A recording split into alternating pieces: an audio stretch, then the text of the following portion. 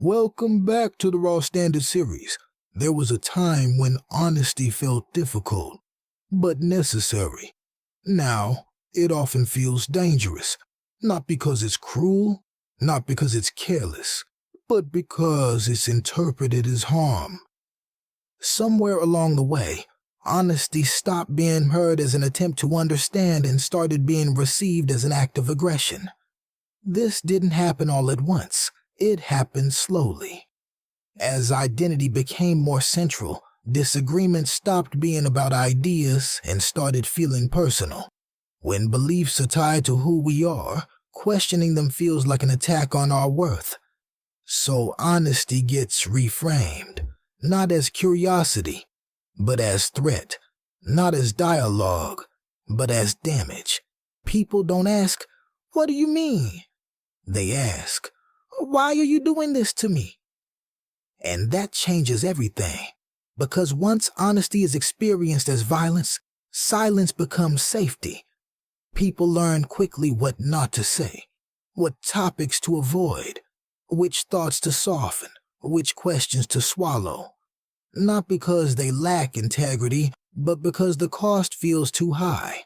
And this creates a strange inversion. The more careful someone is, the less honest they become.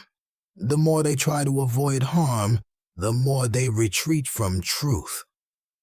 Conversation turns fragile. Everyone is listening, but no one is really speaking. This doesn't make us kinder. It makes us cautious.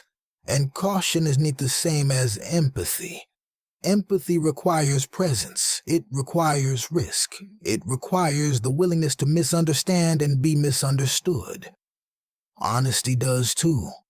A society that treats honesty as violence doesn't become more compassionate. It becomes quieter, more performative, more brittle. Because unspoken truths don't disappear. They accumulate. They surface later as resentment, as withdrawal, as polarization, as exhaustion. The irony is that honesty, when offered with care, is one of the few things that actually builds trust. Not perfect honesty, not blunt honesty, but human honesty. Tentative, imperfect, open to revision. When honesty becomes impossible, growth becomes impossible too.